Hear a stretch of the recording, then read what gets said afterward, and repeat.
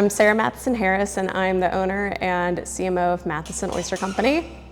This is located in my hometown, Gloucester, Virginia. Didn't really ever foresee myself coming back to my hometown, but life just moves in a certain way that brings you to different places that you didn't really think about. We got started in the pandemic, but that was frankly just a coincidence. I was an only child, grew up with my parents, very close with them.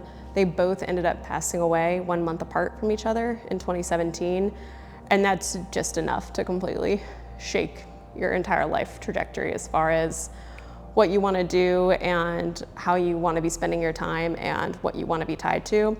And for me, I felt like the way I would keep my connection to them and that future family of mine could best understand them and get to know my parents was finding a reason to be in this community and to start something that also gave back to this community.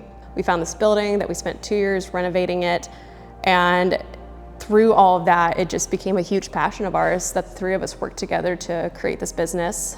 It's called Matheson Oyster Company because we felt like that was the most authentic thing to name it after my family name.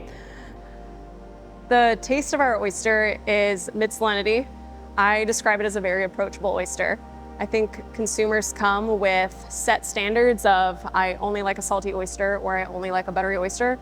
Our oyster typically sits right around, I would say, 21 to 24 parts per thousand, so a very unique salinity for Virginia. The Mobjack is a pretty large bay off of the Chesapeake Bay, so we get very salty water coming off, and it hits a salt shelf as well right at the mouth of the Mobjack, so we get that influx of that water, but there are also 4 rivers that converge into the Mobjack Bay that deliver a sweet, almost melon algae. Oftentimes I'm up against a stereotype or a preconceived notion that I'm solely the face or solely the name, but I'm not actually involved. I get told that quite frequently, or that gets talked about quite frequently. And the thing that annoys me about that is, number one, it's great that we are celebrating female farmers, so the women actually doing more of the farm manual labor.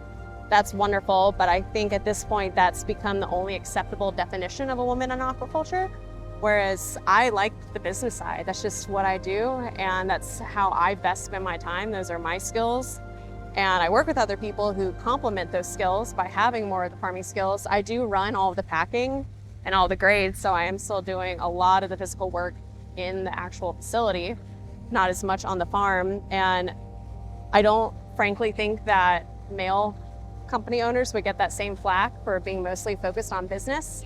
But to me, I think women actually in leadership roles and management roles at companies are just as important, because I'm the one making the decisions about who we're hiring and what sort of business that we're doing and who we work with.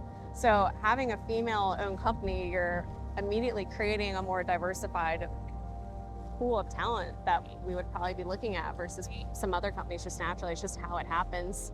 We've had great success, particularly with female interns. Really, really great success. I started interning here I'd say about a month ago, and I've been coming whenever I'm able to work, and I really get to work with so many different parts of the farm, and that's my favorite thing about this, is that I get to try all new different things, and I really, really enjoy that because we get hands-on stuff. I get to do the grades, I get to go out on the boat, and that's been really cool. I get all these different aspects, and I've learned so much being here. In my senior year of undergrad, I took a marine disease course, and we talk a little bit about aquaculture, but I didn't really get a practical experience of aquaculture. And then through Instagram, I saw that Minorities in Aquaculture was holding an internship, so that really intrigued me. And so that's when I applied, and that's when I was stationed in Virginia and working alongside VIMS and now at Matheson Oyster. I plan to study marine science in college, and I hope to continue with a job like this, maybe through college, and I'm not sure what I want to do as a job when I grow up, but I want it to be something with oysters or seafood possibly. So yeah, this has really helped me progress and give me experience for college.